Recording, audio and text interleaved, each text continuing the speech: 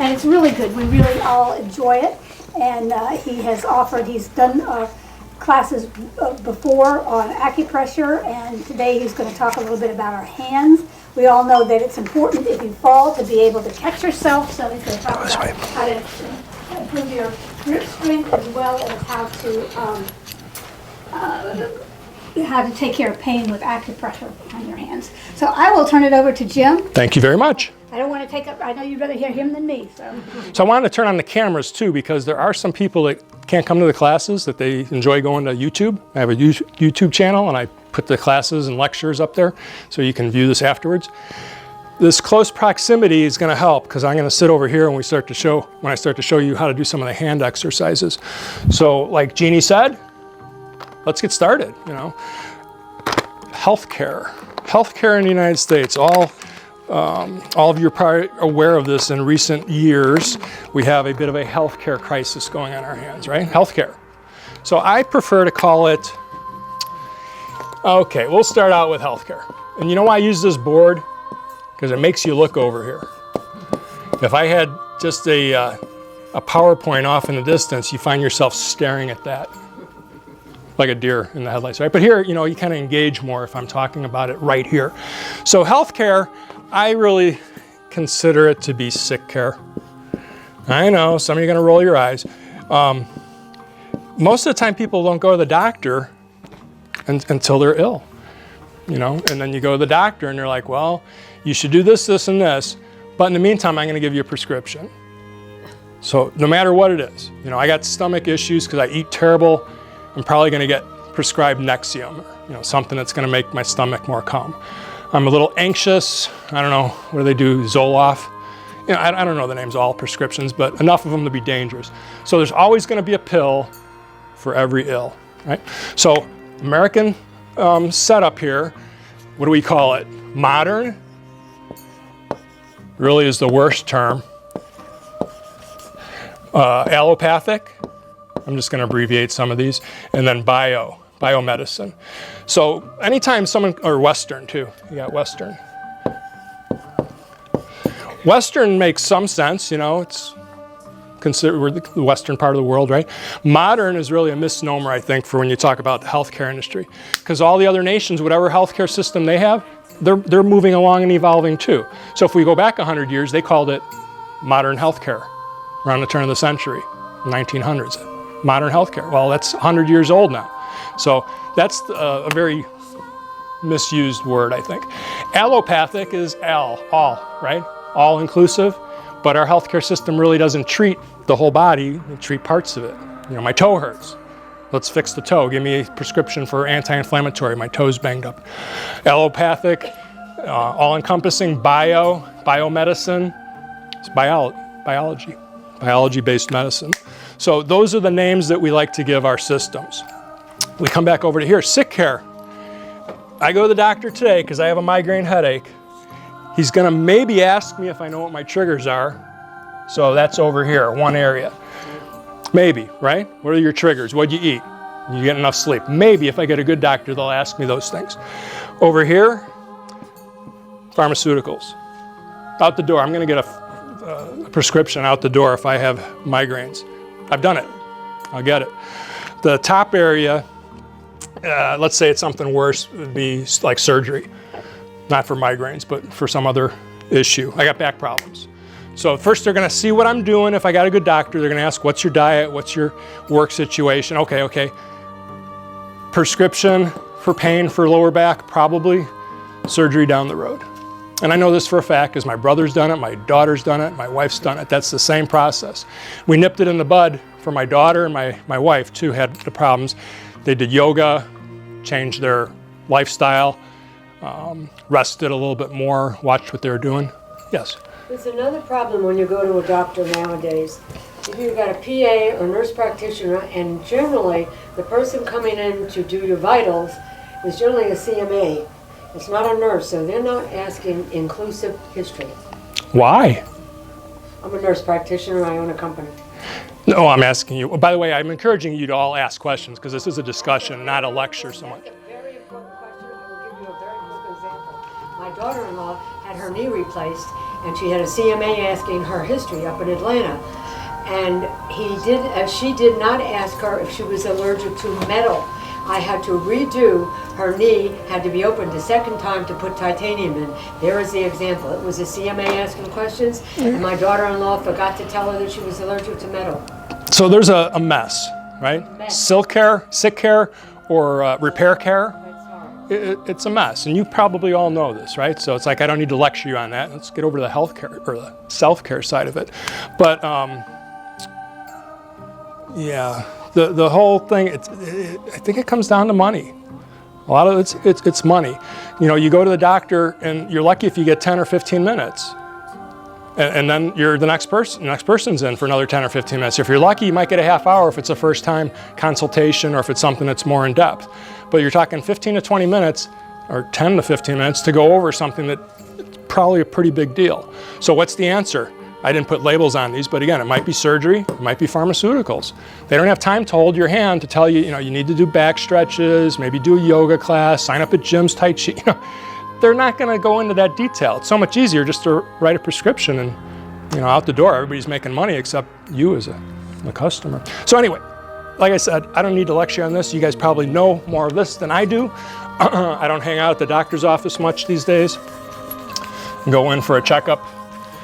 And, that's the extent of what I try to do is get a checkup to see if something is on the horizon. But I take more herbs than I do. I don't take any pharmaceuticals. I take occasional Alka-Seltzer for a headache. I do have emergency rizatriptan. Is that how you say it? Rizatriptan for when I do occasionally get a migraine. But 99% of my health care is me doing this stuff. Self-care. Self-care is the term I wish would replace healthcare. But that makes you have to take ownership of what you're doing. Does anybody know of different ways that you can do self-care? Exercise. Nutrition. You lose Nutrition. Lose weight. Curse? Herbs. Oh, herbs. I was going to say curse. That might be a way of doing it. Get the anxiety out. So those are all things that you're kind of taking responsibility. Somebody doesn't have to prescribe them. Just do it, right? Or if doctor tells you need to get exercise, sure, maybe you're more inclined to do it then. Best motivation comes from being self-motivated. If you got to tell somebody to do something, likelihood of them doing it's not as good as they want to do it themselves. They come to that realization. Live in an integrity system authentically. Know who you are. I'm sorry, no. Live in an integrity system authentically, so you have to do some internal work to know who you are. You're talking meditation or reflection, some sort, right? Yeah. You got to know. Okay, there's all these slang terms or quotes. I'm looking for the better word here. Heaven helps those who help themselves. Your body's a temple. All those things, right? It's like it's true though. If you're not aware of what your own body's doing, how are you going to be able to take care of it? So many people are out of touch with what their body's telling them and what they're doing. I go to the gym a couple days a week. Kind of added that in over the last 6 months or so to encourage me to have a little bit more cardio development because I don't get it as much with the slow-moving class that I do. Some of my other exercises will give me the benefits too, but I like kind of going to the gym and adding a little bit more routine options into my routine. I see almost everybody wearing earbuds. Some have over-the-ear things. I will walk into somebody or they'll walk into me not realizing that I'm even there. It's a huge gym. There's hundreds of people in the place at any time, but they're in the zombie land where they're just listening and they're on their way. And then something happens, you come up close to them or they come up close to you and people don't even realize it because they got this going on. So I boycott that. I don't wear any earbuds or listen to music or anything. I play music in my class. It's background music. Hopefully it's soothing in the background. It's not plugged into my ears and that's all I can hear. So then the other day I'm there and there's 1 or 2 people that are engaged in a full-out conversation on they got their phone in their pocket or whatever, but they got the earbuds and they're just talking as if they're in the office. And I'm like, how much more disconnected from your body can you be? You're just putting in time, on the treadmill or whatever. I'm doing the exercises, but I'm talking to somebody about some deal or contract elsewhere. Very disconnected. So Some stuff in the United States, some stuff, I'm using great grammar here, have started to do the 5 pillars, 1, 2, 3, 4, 5. Talked about this a little bit last time. Again, I'm not going to write everything out, but you got your physical movement, you got your diet, you got sleep, stress management, social interaction. So, I could do this and then it's like, there's the pillars, right? Make it a little consistent with what we were talking about last week. If you get a good doctor, a good physician, hey there, they might tap into those 5 and check on those, give a little bit of a, advice on if you're getting a good amount of sleep or if you're exercising. But that's not the norm from what I've found. You squeezing in here too? Cheers. There's a couple more on that side of the room if you want to make your way over there. Sorry to be late. So this idea of the 5 pillars really is rooted in Chinese philosophy. When we start to talk about Buddhism and Taoism, people get a little unsure sometimes because they think it's religion and trying to convert them. I've studied these. I've studied Christianity and some of the other religions too, at least enough to know, what not to say in certain situations, what to say, the fundamentals of it. Taoism is based, it's really a science more than it is, it's not a religion, a philosophy that tries to seek out answers to why things are the way they are in the universe. That is what these 5 pillars come down to. And really, between physical exercise, social interactions, stress management, sleep, those break down to taking care of your mind, your body, and your spirit. Asian culture also loves symbols. So you got your mind, you got your body, and you got your spirit. And they just, in Western culture, they've elaborated and went from the 3 to the 5, and from the 5 it goes to the 8 dimensions of wellness. Yeah. All the stuff gets to be kind of just numbers and names and stuff in the air. What I want to show you is why the theory with Taoism works with exercise and taking care of yourself to get some self-care. So let me erase part of this over here. Has everybody heard of Taoism before, by the way? Yes. Yin and yang? Yes. People like to say yin yang. It sounds terrible. Yang? No, that's Americans pronounce yang style, yang family, yin and yang. So how this came about, it's really geometry, which is science. So if you're like, traditional Chinese medicine, Tai Chi, Eastern philosophy, it's really based in science. It's not just hypothetical stuff. So they started with nothing. I'll just put an underline. And if there was nothing there, there's nothing, right? But from nothing had to come something, all right? From something, we get this circle. One side is dark, one side is light. Okay, that divides into one side's totally dark, one side's totally empty. That turns into the yin and yang symbol. That's a terrible version of it, but so that's how this stuff came about. And it's all geometry. It's all math. You go from 0 or nothing really to something, and then you go to 2 halves, fractions. Now you got 2 separate things. You get down to here. This really would be solid with a little dot of white in it. This one over here would be white with a little dot of black in it. So that kind of sums up the geometry of balance. Isn't that cool? It's been going on for over, 2,500 years? Taoism, this concept came about 500 years before Christ. Math, geometry. So what ends up happening, that's our yin-yang symbol. Everything in Tai Chi and Qigong, for the most part, has to do with opposites. So if I'm going to move this arm up here, this arm isn't just going to be the opposite, like a mirror. It's going to be maybe down here and here. So if I do this side and stretch, it means this side's got to do this. And then it's always like one limb is doing something different than the next. So it makes your mind have to be engaged, plus all the different parts of your body are being balanced because you're moving in so many different directions. Most people that go to the gym, it ends up being symmetrical movements. You're doing curls, you're doing bench press. If you're running, it's pretty much still the same symmetry. I get on the Stairmaster, I don't just walk this way. I walk sideways. and then I walk totally sideways. And then I'll walk backwards. See some people do it on the treadmill. I do it on the Stairmaster too. So I'm making it so that my body's not getting used to the same pattern. So back to this thing here. So we left off with the yin-yang symbol.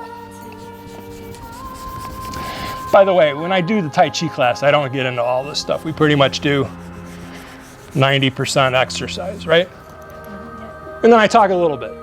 Sometimes too much, but you know, okay, I'll give you 80. 80% exercise, 20% talking. So we got the yin-yang symbol. I know, really bad. When I redo this on the video and put it up on YouTube, I put in graphics that actually look real sharp in that, so if you want to look at it again. So what they did, they took that and then they made a, what's that, pentagram? 5-sided shape. You know, you can do a pentagon if you want. And they came up with, again, well, I'm glad somebody's listening. Artificial intelligence. It's good to know somebody's listening, even if it's a phone, right? But our phones are always listening, aren't they? Okay, so what they did with the balance here, if the yin and yang gets us just like black and white, up and down, hard and soft, they did this over here and we got fire, wood, earth, metal, and what's the last one? What am I missing? Air. Water. Water. That was wood and water. So they kind of thought, again, these scholars, these scientists from 2,500 years ago, over time figured out that everything is pretty much made up of those different elements. Yeah, you can get down to it a little bit further and say, you know, there's more than that, right? But you look at the chairs, if they have metal on them, right? There's some wood trim. You know, everything kind of is composed of those things. The stuff up in the air, that's earth, you know, it's coming out of some kind of clay, pumice stuff out of the ground. So this, again, was kind of a balance, and that you could apply the different elements to the different parts of your body. So fire got the heart. Again, I can't write all this out. This will just take up a lot of time and space with it. But fire was your heart in your small intestine. So anything that you would do that would be a fiery type of movement would work that part of your organs. You get over to earth, that's your stomach, spleen. Metal is your lungs, large intestine, water, bladder, kidneys. That kind of makes sense. You got water in those areas. Wood is your liver, spleen. So each of those different things kind of makes sense, that it's different parts of your body. Okay? With these organs attached to it, they came up with this idea. What should we call him? Hugo? Bob? I don't know. We got to come up with a name because I use him often these days. So, Biff? Best friend forever. Oh, isn't Biff from Back to the Future? Am I showing my age? You guys all know Back to the Future, right? Okay, so the 5 elements, the 5 representation of different organs, actually double, there's 2 for each one. They figured out that there's these lines of energy that go through the body. Has anybody seen this stuff before? Meridians? Energy meridians. So we have veins, arteries, nerves. Meridians? No, none of those. It's an electrical field that goes through the body. And I can have you try some different things and demonstrate it and you'll feel it. And it's like, oh, now I know what Jim's talking about. For right now, if you can just go with it, right? There's energy that travels throughout your body. If you get hit in the nose or right below the nose, right here, some people would say that's a pressure point. Well, that's one of the meridians. It goes right down the center line. Anything on the center line, if you get hit there, probably gonna hurt. Might even knock you out, make you unconscious. Hard enough, it might kill you. So you got in between your nose, just follow your, down the throat, get hit right in the throat's not gonna be good.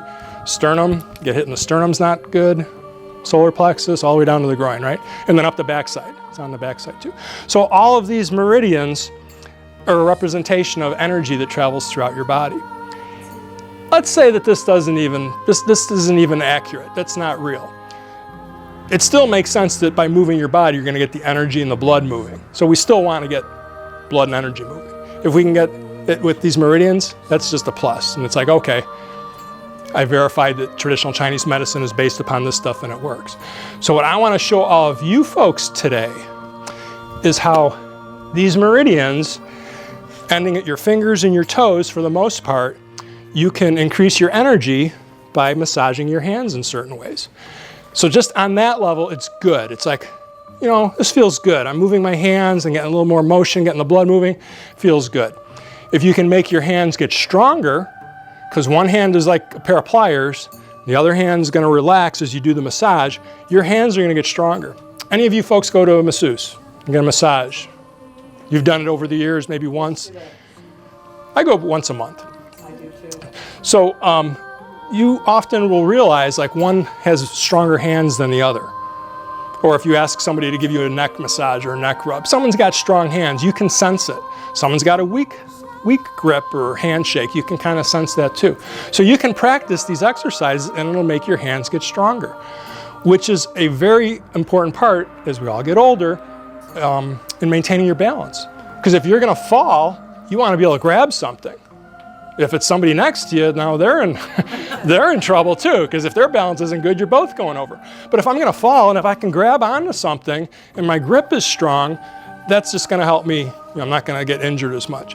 So the exercises increase the energy to your hands, the blood flow, increase this energy, which is like, you know, bioenergy, if you will, and it's gonna make the muscles, you don't have a lot of muscles in the fingers themselves, but you have muscles in the hand, in the wrist, the tendons in your fingers, they get kind of strengthened or more mobility. So that's what we're gonna work on. But I wanted to wait until we're about halfway through the class to do that. Because I'm gonna sit down, I'm just gonna dedicate it to showing you how all these different hand exercises to do it. And some of you did grab the sheet, right? You got the sheet that's got the map, and then those are the positions on there. But just looking at them, it really helps if we explain it and go through it and, you know, show you how to do it. Coincidentally, the reason why I wanted to do the hand exercises with that chart that I made up is 3 different people asked me in the last couple of weeks about their hands, having issues with their hands or their wrist or their fingers. So I sent them the sheet, right? And I said, here's the sheet, take a look at it. I'll show it to you in person when I get, you know, to meet you next time. And then the next person, just out of the blue, said, you know, my wrist's been bothering me. You got anything for that? So then they were right with me face to face and I started showing it to them. And then another person asked me, I'm like, there's something going on here. Anybody know who Carl Jung was? Yes. Carl Jung, the psychologist and mysticist to some degree. So he made a term kind of more popular, synchronicity, of things happen for a certain reason. It's like someone came to the class today for the first time and all of a sudden you're in the room here today and it's like, oh, that's exactly what I wanted to learn. My wrists are bothering me. And it's like, well, is that a coincidence or is that really something that was supposed to happen? All these books in the room. When I teach the class and I'm in this room, my eyes occasionally dart and I pick up a book in my thought and I'll see it. And what was the one I said last time? Was Amy Poehler, I think it was. And I kept, what's this, a book? Amy Poehler, a comedian. You know, why is that got any significance to it? I don't know if it did. What were you gonna say? James Redfield. Yes. Wrote a book called 9 Synchronicities. Okay. And then he wrote a sequel, a 10th Synchronicity, and I sort of went in the 12-step program, but it was an excellent book. I read it years ago. The Celestine prophecy too, right? 9 Synchronicities. No, he wrote the Celestine prophecy also, right? That was great. Yeah, Excellent. interesting book. Yeah, excellent author. So do things happen for a reason or is it all just by random? This is why Taoism to me makes sense. It's not random. There's a pattern. It's like the people figured stuff out. Oh, by the way, it goes from 2 to 5 to 8. Maybe some of you have seen the 8-sided octagon, right? And that, if this is elements, the 8-sided one, it's got lines like this. You've seen this perhaps. And then these are opposites too. So they took it to another level with balance. Let's see, we got heaven or something kind of greater than us. The bottom you got earth. You got a canyon, on the opposite side of that's a mountain. You got water, on the opposite side of that's fire. You got wind, and the opposite side of that is thunder. And each one of these would be different manifestations of the dot dash, you know, type of symbols. So this stuff wasn't just made up like, you know, figure out something today, I got nothing going on, let's make up some symbols. It took thousands of years for them to figure out the patterns in nature and make sense of it. So a lot of the exercises we do will also kind of incorporate that balance. When we do Tai Chi, this one is heaven because it's expanding kind of out and upward. Earth is grounding. This is a sequence between your mountain, canyon, and the water flowing down it. So it's like a cord, if you will. And then this is wood. It's got tension, pulling back. Pushing is metal, like a spear. And then splitting is thunder. And thunder sounds, you don't know if it's from there or there, it's split. So that concept, they incorporated into the exercise. If I was at the gym, I'm doing just this, I don't know, what is that? It's pulling.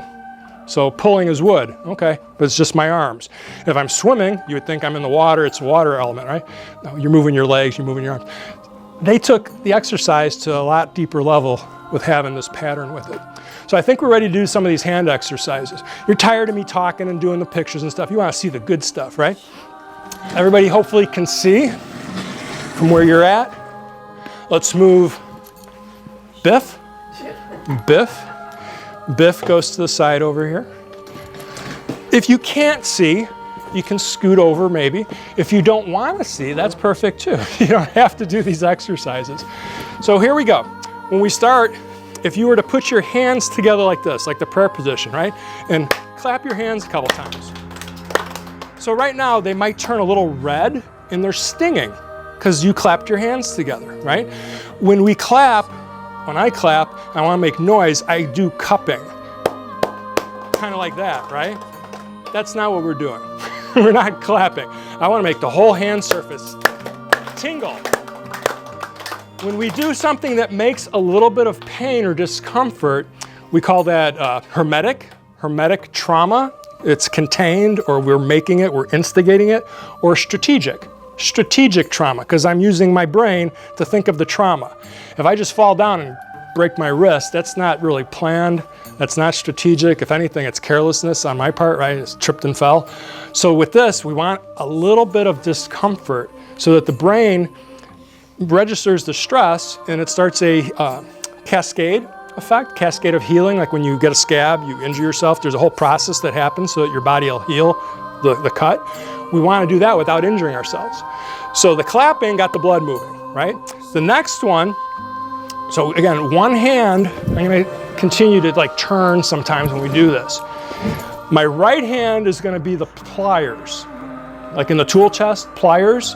My left hand is going to be the patient. It's totally relaxed. So I'm going to take the pliers, and for the most part, it's going to be like my index finger and my thumb, at least for this first one. I go to the very base of my thumb, and like a tube of toothpaste, I'm squeezing the blood all the way to the tip. Look at how purple it's turning. Part of it's because I got the ink on me from the thing here, right? And then I go back down again. So I'm pinching index finger and thumb at the base of my opposite thumb all the way to the tip. So if I went right now here and took an acupuncture needle and poked my thumb, it would probably squirt. I get a little squirt, oh, blood's collected in the thumb. We're not going to do this, needle and squirt, right? So I do about 3 of those. And I want to squeeze hard enough that it hurts a little bit. It shouldn't just be like you're playing with a grandchild and you're just touching a little. No, this is squeeze. Make it pinch a little bit. So after you do 3 on that hand, you go to the other hand. So now my left hand is trying to get stronger by doing this gripping of the patient, which would be my right hand. I don't have as much of the ink on this side, but you can still see the color change because I'm squishing the blood. So your thumb on the inside is the lung meridian. So in theory, the more you squeeze and pinch your thumb, you're stimulating your lung meridian to do something, right? This is not a one-time deal. You don't do these exercises one time and then it's like, I didn't feel anything, Jim. No, it's not doing anything. My lungs are fine. I didn't feel anything. This is more like the salad approach. You eat a salad once in a while, probably not going to get much benefit. If salad is part of your regular routine of dining, you're probably going to have better digestion, right? So this is something that you would do like maybe a couple times a week. So I got the sides of the thumb. Now I'm going to do the top and the bottom of the thumb. So you also have, aside from those meridians, the nerves. You have nerve endings that run along the sides of your fingers. So you could look at it like you're stimulating your nervous system. Right? That's a good thing, right? Making sure that your fingers can feel, you don't want to have where you lose sensation in your fingers as you get older, right? So even if it's not the energy of chi that I'm talking about with that meridian model, it's getting the nervous system to be engaged and stimulated. So then we do the other hand. Again, this pinching, after you do this stuff, after a half hour doing this, your hands might be sore later today or tomorrow, which is a good thing. You've seen that exercise tool, it's like a spring with 2 handles on it, and you squeeze it. People will do that for 10 or 20 times, and then they get bored with it. It's like, you gotta do it. The thing works, but you gotta do it. That's the same thing with this, and hopefully this is a little more interesting. So it's not just one, squeeze thing. I'm just doing this all day long. I'm gonna give you enough different exercises like on the sheet there that'll hopefully give you some inspiration or motivation to try different things with this. And you go through the whole sequence. The grip strength, when they talk about that in medicine as Yes. measuring that as people get older, are they really looking the grip strength of all of the digits or the wrist? I mean, I know your exercise probably Yeah, everything. I don't know It's just the wrist. exactly what they look for. What I look for, I want the fingers to be stronger. I want this center part, which has muscle, to be stronger. I want my wrists to be stronger. So the wrist is part of your forearm. And we're using our wrist on our computers a lot, so this is really important. Oh, it's tremendously important. If again you just do this, 8 hours a day, your body kind of gets locked into that. Doesn't have the flexibility when you want to use it to move different directions. In general, wrist, fingers, palm, wrist, forearm, all of it. And we'll work it as we go through this. Okay, so we did the sides, we did the top. So we're just still on the thumb. The next one, we're gonna go like this. I'm gonna take the thumbnail from my right hand, and I'm gonna try to pinch right underneath the center spot on my thumb on the other hand. So it's right at the very tip. And I'm using the nail kind of like a tool, like a needle, like if it was acupuncture, to push into the center of that thumb. For some of you, that might hurt a little bit. A little pinch right there. That's what you want to feel, because that stimulates the nervous system. If we want to do this with Qigong, breathing, that's what Qigong is breathing exercises, breathing work. You would breathe in on any of these. When you start, you breathe in, and as you do the squeeze, the most uncomfortable part is where you start to breathe out. So that'd be at the end. So if I'm going to go thumbnail, push in the other thumb, inhale, exhale as you squeeze in. So hopefully the little graphic gives you the close-up thing too, so you can kind of see what we're trying to do. When you get done, you might notice there's like a little divot right there from pushing in. A little weird, but I'll still say it. Torture. You heard about people doing stuff under the fingernails? Because it's very painful to get something under there, a sliver gets stuck underneath the thumb. That's what you're doing. You're stimulating the nerve ending that goes all the way to the very end. Time to move on. So we did the sides, top and bottom, thumb. The next one, we're going back to this idea of the fingers being like pliers. The main knuckle is this one, the big knuckles, right? I'm gonna go to the next one. And I'm gonna try to squeeze and circle that joint. And then I go on to the next finger. And I gave some random numbers there. It's like anywhere from 3, some of them will do like 15 repetitions of it. So it's not really a set number, just, there's enough, there's numbers to give you something to go by, right? So if one feels good, you can do it 100 times. Sit there and do it 100 times. Don't just do it one time. One time won't do too much. So then again, I move to the next knuckle. So now I'm on my middle finger. So I think the chart says 15 times. That takes you a couple seconds to do 15 times, twisting back and forth. So you notice I'm not twisting the finger in the joint, I'm twisting around the joint. When we get to the thumb, here's the first knuckle of our thumb, almost by our wrist. The next knuckle would be this one. So if your middle finger and thumb are starting to get tired, you can add in your middle finger. Now you got 2 fingers and a thumb doing it. Pretty much need your thumb. You can't go without the thumb. The thumb's got to be the other side, the opposable thumb. It's putting the opposable force on it, right? So then we go to the other hand and do the same thing. With a lot of these exercises, there is some symmetry. You do it on one side, you do it on the other.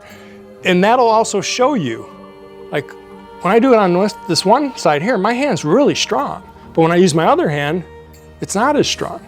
Or one hand, when I'm doing the twisting and squishing part, might hurt more than the other hand. So that's kind of showing you that there's something that's out of balance. We want to have more balance. Even though you're right-handed, you still want to have dexterity and control and everything on the other side. I'm left-handed. I've grown up in a right-handed world. So my right side's actually stronger than my left, even though I'm left-handed, because I use so much of my right hand for most of the tasks. So by the time you get to each knuckle, hopefully everybody's moving along, you're not waiting for me, that next knuckle on the thumb is this one right here. All right, the next one is the main knuckle, these 4 right here. Most of the time you see it like with a fist, that's the knuckle on this side, right? Well, on the other side, that's the back side of the knuckle. So we're gonna massage the front and the back side in kind of a circular movement. I think this knuckle is the one that people feel a lot. Got you there too. You need more stimulation, more pinching. When you yawn, it's like, I feel like I wanna relax. No, pinch it harder. So then we go on to the next knuckle. So it's not just on this side, try to do it on the front side. And oftentimes this side will feel more tender because you're not used to doing this type of thing on that muscle there. This side, pretty bony. This side, you got muscles there too. All the way to the thumb. Now the thumb, first knuckle of the thumb is all the way down here. So now I kind of have to switch my grip. I just use my index finger, maybe the middle finger on that side. Hopefully everybody's advancing. You're not waiting for me to tell you to go to the next finger, right? You're getting the idea? You're following the patterns, right? And keep it all moving along. Yeah, the inside for me, like right there on the inside, I can feel it. So now I'm not just using my fingertip, I'm also using the side of my knuckle this way. You see how I do that? So I'm still using the thumb, but I'm pinching like that. So if this part starts to get kind of tired and achy, I'm using closer to here. So little tricks that can help you get through it. So that's kind of the series so far for the fingers and a little bit of the palm. Now we move more towards the wrist. So imagine your wrist, if you could just like separate it all. You got, what, 8 bones in the wrist, I believe? If you were to cut that, you'd separate 4 on one side, 4 on the other. Probably wouldn't be able to use it anymore, right? I'm just using this for explaining it. So when I squeeze my thumb and my index finger, I'm trying to make those bones kind of separate. So my left hand, totally loose. Right hand, again, it's like a pair of pliers. Relax the left, squeeze and twist. So if I just turn my right hand does half the work. If I turn my left wrist, now my left hand, even though it's relaxed, it does half the work. You feel that a little bit? So any of these exercises, I could come over and pinch you a little bit and say, is that what you feel? And like, no, it's too much. Because I've been doing this probably since I was 16 or 17 years old, pretty regularly. So I got a pretty decent grip. Most of you, you're gonna feel this when you're doing it, your grip might not be that strong. When you're doing both sides there, you might feel that little bit of separation. This shouldn't be too painful, this one. The next one, however, take the hand like so, turn it so your thumb is down, pinky finger up. Your other hand is gonna grab. Try not to touch your wrist. Try not to touch your fingers. Try to touch just the palm section of your hand. Twist it gently. So it's like I'm bending the wrist this way and then a little bit up. Bend it, twist it up. A few of you, this might be extremely painful. So let's do this again. Some of you got your hand in the wrong way. Thumb is up right now, right? Turn the thumb down. Other hand grabs with the thumb up. Does anybody see the curve or the X? What do you call it? The S shape. There's a curve right here. 2 curves. That's what I'm trying to get. So I straighten, grab, and now I bend. Again, I'm pulling the wrist this way and a little bit up. So is my fingertips changing a little bit of color? You can see. Be dangerous though. I mean, not with people that are arthritic. It just does not feel natural at all. When you do it on yourself, you're only going to go up to where it hurts. And there's that pain reflex again. It's like, okay, that's too much. My wrist hurts. I hurt my wrist. I sprained my wrist. I broke my wrist. Nope, not going to do it. But you go up to right where you start to feel it. Now, if I was to come over and grab your wrist and just do this, I could probably break your wrist, okay? And this is a self-defense technique. It's from Hapkido or Aikido. If you flip the sheet over on the back, it shows you some of the positions that are very weak.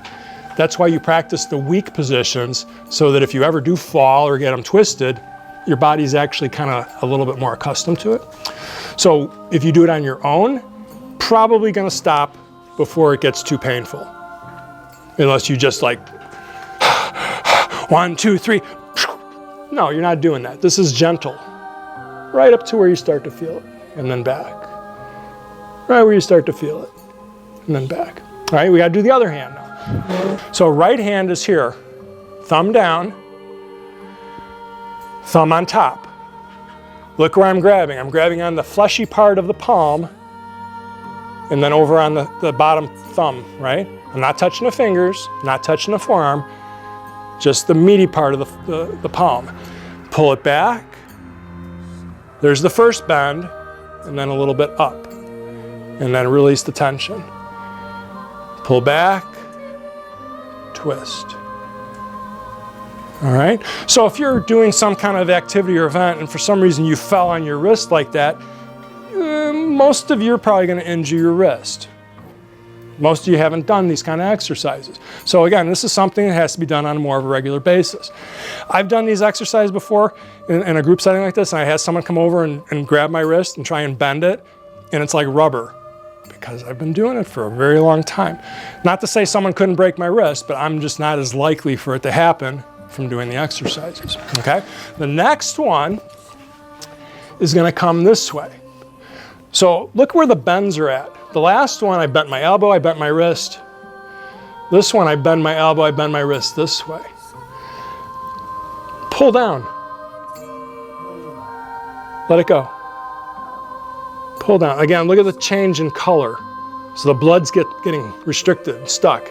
I release, blood flushes through quickly. So that's good for the circulation.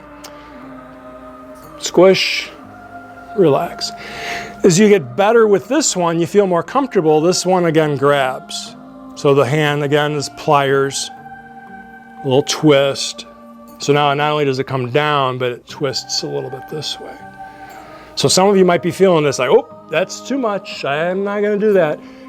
That does give you a little bit of a benchmark that if this hurts quite a bit, might be something you actually need to be doing more, because your wrists are not in as flexible or strong of a position as you'd like them to be.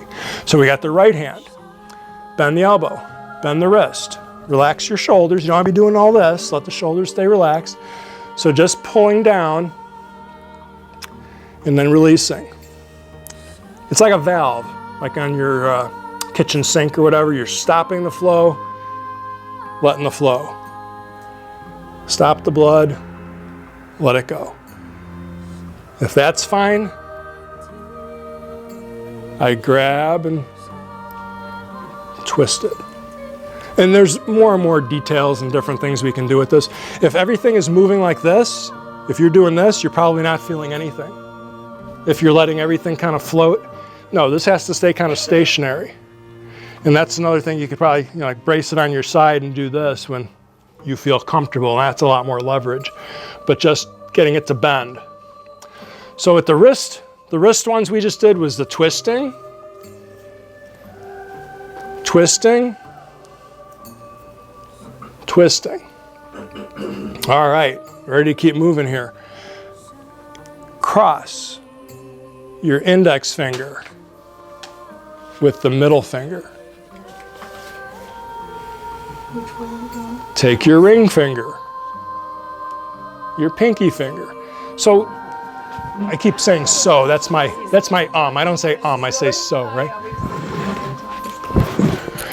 Sit in school. Yeah, little hand games, right? Try this. You're not going to injure yourself doing this either, but you won't necessarily be able to go so far. You know, it's like I'm going to try to do what Jim's doing. Oh, I can get all the way over to here. I'm going to just crank my fingers. You theoretically, you might be able to dislocate one of your fingers doing it, just off the cuff, doing it really quick and hard. But really, you're going to go, no, it doesn't go there. Okay, that hurts. You know, you're only going to go so far. But that's what we're trying to get. And again, look at the blood getting stuck. And then I release, the blood rushes back to where it needs to go. Got to do the other hand. Once again, you'll feel one side's probably better than the other. Can you do it? I have to go with my pinky finger. That's why you kind of need the other hand to help. So once you can do it, because I can just cross at the nails too, you know, like right here. Oh, okay, I'm just barely at the nails. That doesn't hurt. It's good, Jim, I can do it. You're not going to gain that much from it if you don't trigger the nervous system to do that healing reflex. So I might need to go a little further. Oh, I'm all the way down to the first knuckle now. The next one, I'm all the way down to here. But you need to know yourself a little bit. Weren't we talking about that at the beginning? You need to know yourself, how far and how comfortable. If you just broke your wrist 2 days ago, your fingers, or you have, you know, osteoporosis, the last checkup, you might want to be a little more careful with doing this. But for the most part, you're just not going to, you know, break your finger off or anything like that. So that was that one. Oh, if you want to get silly too, you know, this is something you could show grandkids, or, you know, then you do both hands at the same time. You say, hey, can you do this? You know, little Biff, can you do this? And then you go, you know, you do that. Or, you know, try to get, you know, just silly little games. But for your benefit, just try to get the hands to move in that position. Did I cover all of them? No, we got 2 more of them. So here, once again, under the thought of nerve endings. Forget about the chi and the meridians and that, just nerve endings. If you take your fingertips and line them up so that you're going to hit mostly your middle finger, kind of like a little flick. You take, it's really like the middle finger and maybe the 2 on the side of it. I'm going to try to hit my index finger, my middle finger, ring finger, pinky. And I just kind of cycle down that, do it like, you know, 10 times, up and down. And it's going to hurt a little bit. That tingling, again, it's going to wake you up. It stimulates the nervous system. Hopefully it initiates the healing response. So you're standing somewhere, you're in my class here, sitting, listening, and you're, oh, relaxing, Jim, I could doze off. That would be something, you do 1 or 2 of those, it's going to sharpen you up, and you're going to wake up pretty quick. So then you do the other hand too. So it's mostly like these 3 fingers hitting index, middle, ring finger, pinky, and then start it over again. And if you do, you know, 10, 15, 20 of those, chances are you're going to be a little more alert. You know, I can see smiles and, you know, eyes bulging a little bit already. It wakes you up. The last one will be this, palm to palm this way. Slap your hand, and then they switch. Slap the other hand. So I just keep replacing the one hand over the other. It is what it is. So, yeah. You might have to adjust your ring or take it off. Yeah. So, again, you do a couple of those, you're going to be a little bit alert, and your hands are going to be tingling and red. So that tingling, we can look at, I don't have the name up there again, but like modern medicine, Western medicine, they're going to call that tingling your nervous system. You're stimulating the nervous system. Traditional Chinese medicine, Biff, they're going to look at that's more of that chi, that tingling. It's the nervous system, but it's also, there's energy that's being moved there, and your hands might feel warm. You can bring your hand to your face and it might feel warm because you got the blood moving and the heat comes to the surface. Does any of this stuff make sense, or am I just talking to, talking to who? Me? Hopefully it all makes sense. If not, you can stay after a little bit and ask some questions and look at some of the charts or other stuff that I have out here. I'm trying to think if there was something else. So that's the hand set for building up hand strength, hand and wrist flexibility, energy flow to wake you up, wake up the nervous system. In the long run, each of those fingers attaches to an organ. So the more consistently you do it, it's actually supposed to be stimulating, your lung, your large intestine, your pericardium, your heart, small intestine. The feet, those are a different set of meridians. You got to do exercises for your feet. We don't get the shoes off and do all the stuff with our feet the same way we did it. There's other ways of doing it through the exercises. I'm sorry? Yes, reflexology, but it's not always with your hands doing this. Reflexology, when you practice Tai Chi, is actually having the feet in different positions where you point your toes and pull your heel. And then I do other stuff where I turn my feet these directions. And there's all kinds of different exercises you can do where you're not actually manipulating with your fingers. I wanted to make a comment. Sure. I was in a car wreck about 22 years ago, and I had to have 9 hours, I'm left-handed, 9 hours worth of surgery on my left hand. And prior to my surgery, I redid my kitchen so that I'm very left-handed, so that I could get things right-handed. And I started looking at that for my patients, and I teach that now. Because if you have a stroke and you have one side and your other side is hurt and it's not your dominant hand, I teach about how to use both hands. Like I pour my coffee to this day with my right hand ever since my car wreck. I still get dishes out of the cupboard with my right hand to keep them both strong. So that brings up a very interesting topic. I've heard of that explained before as the cross-crawl mechanism. Cross-crawl. So with babies, they start to do the thing where they're crawling, and then you see with pets too, like dogs and cats, they go left side, right side.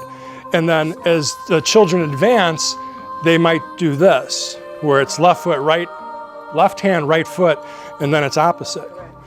And when we walk, you start getting into that pattern too, where it's not going to be like this, it goes opposite. So anytime you do opposite type of motions with the body and the limbs, you do opposite or you come across your center line, the other side of your brain has to activate. Because they say the left side controls the right side left. When we do exercises where you cross your body, and that's why yoga, Pilates, Tai Chi, martial arts, there's probably some others that are in that family that are very beneficial for cognitive development, because you're using both sides of the body, going across your center line, mixing up the left and right, it makes the brain work more. So just like people say, do Sudoku, crossword puzzles, things like that as you get older to keep the mind alert. Anything where you do that cross, walking will do it, climbing, you climb a ladder, you put your right foot up and then the left hand, you'll start to do it. There's all kinds of different examples you probably do that you don't even realize. We do it in class all the time. We come across the body, and this hand came across the body. Cross the body, the other hand across the body. We do it with our legs. You step across. Anytime you're just going to that opposite side, it makes the brain have to work harder. So now you guys that have been coming to my class, you get to know more benefits. It's like, oh, that's stuff we're already doing. I read a book once about somebody who was recovering from a stroke, and one of the things they did was crawl like a baby, and it helped. There's a whole set of exercises I've come across. I don't know the name of it. There's a poster on them, and they're all different baby type crawls. And it's a type of therapy that you would do as you get older, and you try to do the same positions that a baby does, like on the ground with crossing the arm and the leg and doing that. And it's a whole type of therapy. It's a whole system. It's supposed to teach your brain new places. Or go back to what you already know, because you did it. Yeah, you already were programmed. That goes back to the Carl Jung. Carl Jung had all these theories that go back to Taoism, Buddhism, thoughts and concepts, and that everybody's programmed There's only so many different types of individuals, personality types, like 8. There's 8 main ones, and then maybe 12 if you add on. And that's what everybody kind of branched off from. And everybody has the same stuff in them. So who teaches you how to walk? Eventually you'll figure it out. You know, you go from crawling to walking. Eventually a child will figure it out on their own. They're not going to turn to be 10 years old and still crawling. But a lot of those things are innate, that they're in our brain. So I have to look that up and see what that is, but there's a whole chart on them. And it's all little baby type contortionist exercises that are very therapeutic for you to do. Well, this guy really had a very, very bad stroke, and his son had him crawling, and it helped, and I think he was back working as a professor something like 12 weeks later. Yeah, it's good stuff. Any other questions as a group? I was trained that if, when you're not in a good place, your energy doesn't cross. So it's really important, like you're saying, your energy needs to cross. Right. And what I was taught is you can, work on same side, and then cross. Right. And then work on same side, and then cross. Yes. So that, because if your energy's not crossing, sometimes you have to start with the same side and then work on it. And if you go back to the whole balance thing with the different shapes and geometry, it's the balance. Yeah. It's like if you're going to do this on one side, you got to do it on the other. Again, going back to the gym example, you'll see people just working their upper body. It's like, yeah, but your legs are like twigs. Why aren't you exercising those muscles? And then you get the opposite. Some people with real big legs because they're runners, or they're some soccer players, and they don't do anything for their upper body. It's like, this really kind of is the whole thing. It's like you want to exercise top and bottom, left and right. We just did stuff on both sides, right? Inside and out. The inside exercises a lot of time is from the breathing, and we do that diaphragm breathing with Tai Chi and Qigong and martial arts, yoga. That's how you exercise from the inside. If I'm only exercising the limbs and hoping that my heart and lungs are engaged, which usually will happen, but these organs, they shut down when you're doing arm and leg movements. They call that shunting. The blood goes to where it needs to be. The heart and lungs still need to do their part, but the stomach, spleen, pancreas, liver, they're shut down so that the other areas can get the blood. When we practice the slow moving exercises, I keep coming back to Tai Chi and Qigong. That's why I've been doing this stuff for 40 some years, is you do it in such a relaxed way with some gentle bending and twisting. Some of it might be a little bit more intense with the bending and twisting, but you're not doing it in such a state that the blood is shunting away. We want to be relaxed. Okay, let me give you a little demonstration here. I don't know how much time we got left. We're almost there. So this exercise set is what we're working on this month, in addition to the Tai Chi movements. So I'm engaging the major joints of the body, and I'm not straining my core to get in and out of the steps. So they're kind of moving and squishing. I'm getting exercise of the organs by gently squishing and moving. This is a very symmetrical set. We do one side, and we do the other. And these all have complementaries, just like the yin-yang symbol there, right? So this is really good for the lower organs.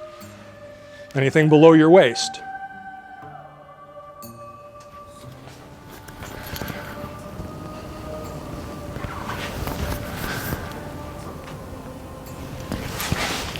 Always got to add some stuff for balance.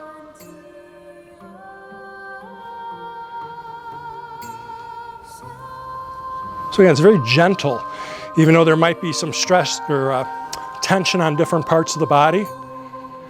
My torso is engaged,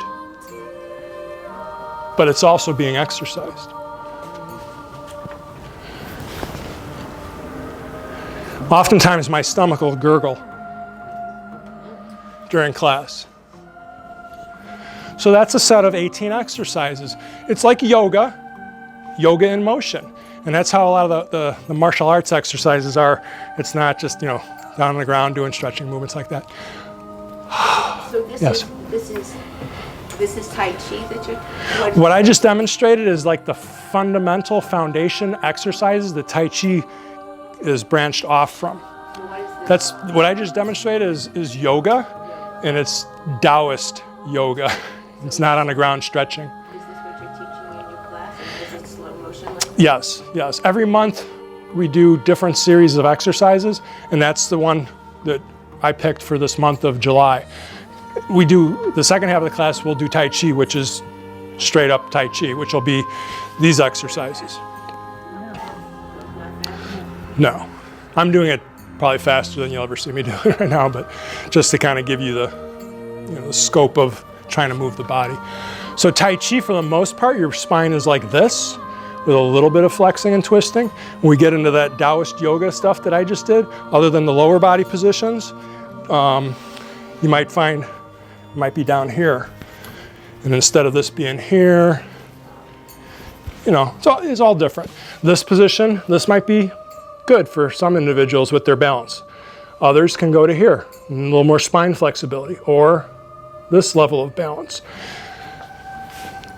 Toes out, all the way up, toes back. Other people might be doing just down here. That's where their comfort level is at. And then as you get better, you get more strength, more flexibility, you start doing this stuff. For the most part, my classes, it's like a volume on a radio. You got one. Okay, I can only do one, Jim. Fine, great. Someone else, 10. It's like you're doing exactly what I'm doing, maybe even better. It's like turn the volume up and do what you can. So that last set, the thing that I showed in sequence, you probably won't find that too much anywhere. A lot of the stuff with the martial arts families and stuff, they didn't openly share. They kept the stuff kind of like the family heirloom, Yang style Tai Chi. Everybody sees that. You go on YouTube, there's books, there's videos, documentaries. That's a good part of the class that I teach those things.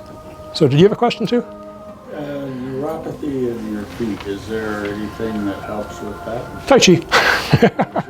That'll be my answer for everything.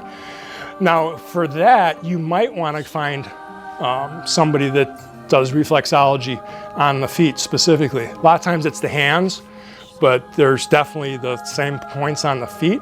If you find yourself on, where is it? Colonial Town. There's a large Asian community in Colonial Town. You can find someone there that's, you know what I'm talking about? Mills and, yeah, around there. You'll find some of the people that do traditional foot massages. It's not going to be like going to the resort. No, you'll ask them to stop because it'll hurt so much, and that will start to wake up the nerve endings again. And the chi flow in your feet, because it all goes back down all throughout the body. What about TENS machine? Did you try that?